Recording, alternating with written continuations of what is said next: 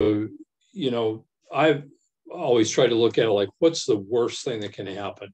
You know, we all think we want the best, but sometimes we limit ourselves from the best by the way we think. You know, yeah, I want to hit the ball hard. I want to do the right thing, but you're late. Okay, which is not going to lead you down the road of being able to be on time and be consistent with your performance. And so asking them, what's the worst thing that can happen in an at bat? And, you know, guys will provide different answers, but it usually comes back to how they look, you know, being conscious and being aware of how they look and not wanting to look bad.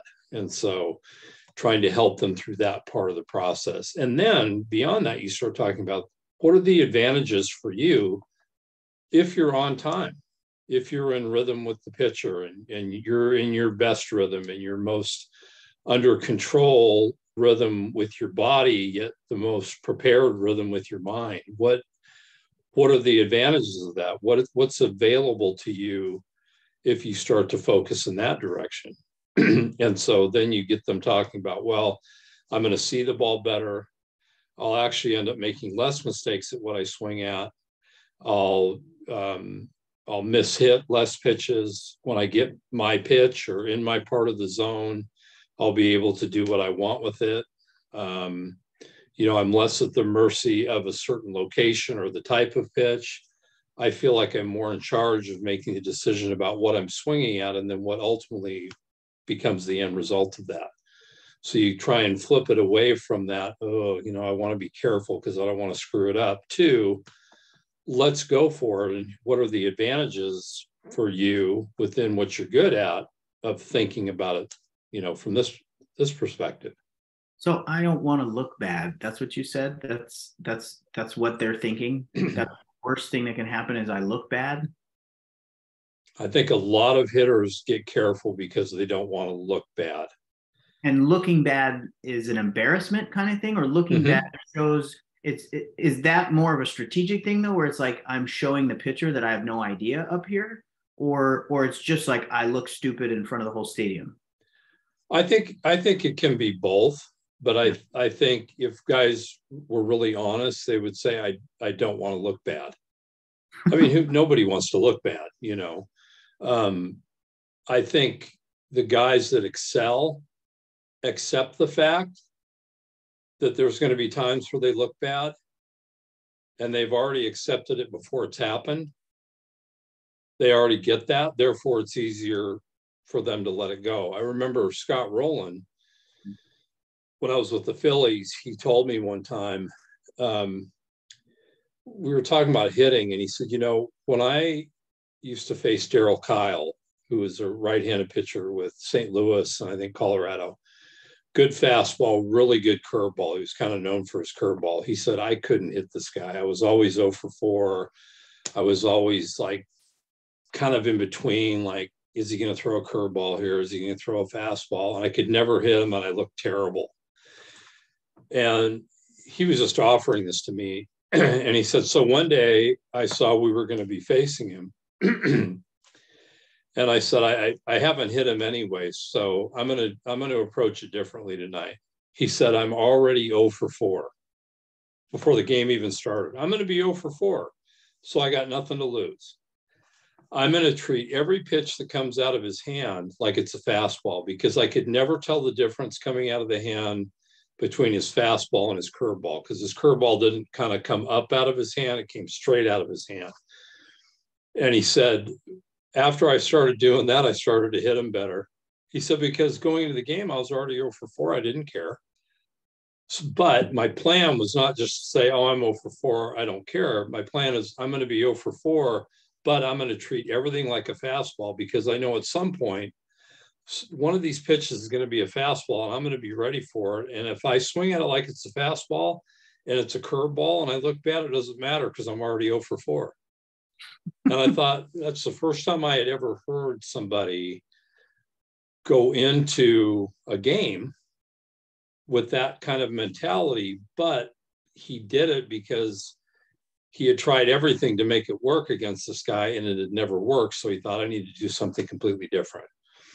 And there's very few guys, I think, that would really be willing to think that way to ultimately, maybe, because it's kind of unconventional, to ultimately get a better result. Well, what's interesting to me is, why do you have to think that you're 0 for 4 to just look for the fastball the whole time, right? That to me is where the disconnect is like, I don't know why. It seems like looking for the fastball would be the right idea in most cases, right? So like, why does it have to be, I got to make sure I see both pitches until I'm 0 for 4, and then it doesn't matter anymore?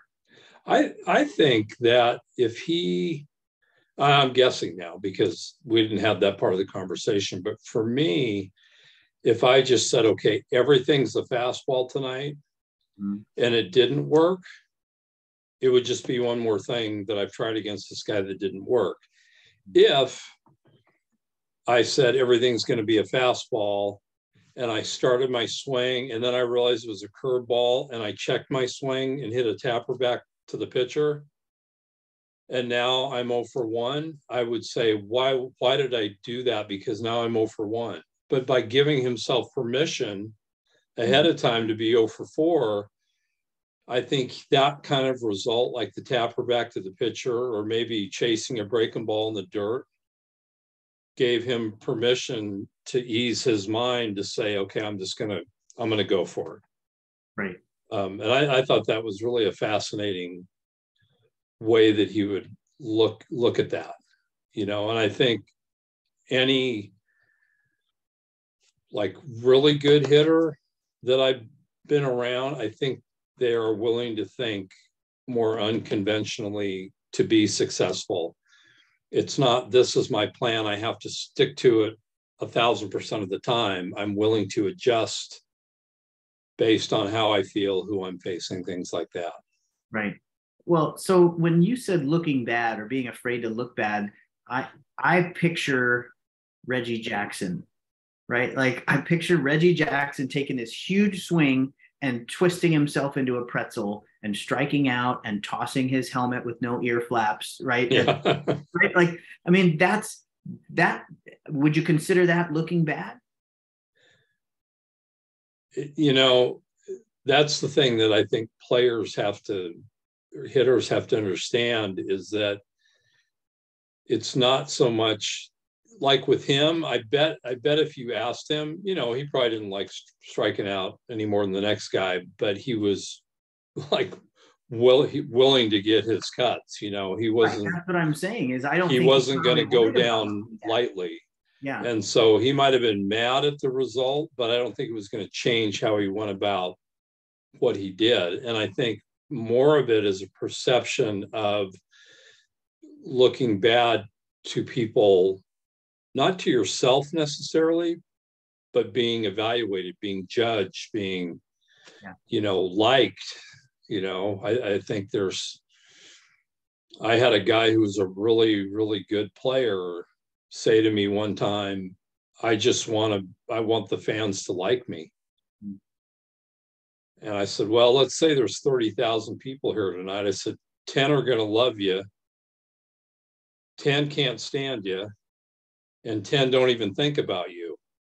So you're fighting an uphill battle. You're fighting a battle you're never going to win. So why spend energy there when you could spend it somewhere else? And I think a lot of guys have that personality. They want to be perceived as being good. They genuinely in their heart and mind want to be good, but they want the perception to be that,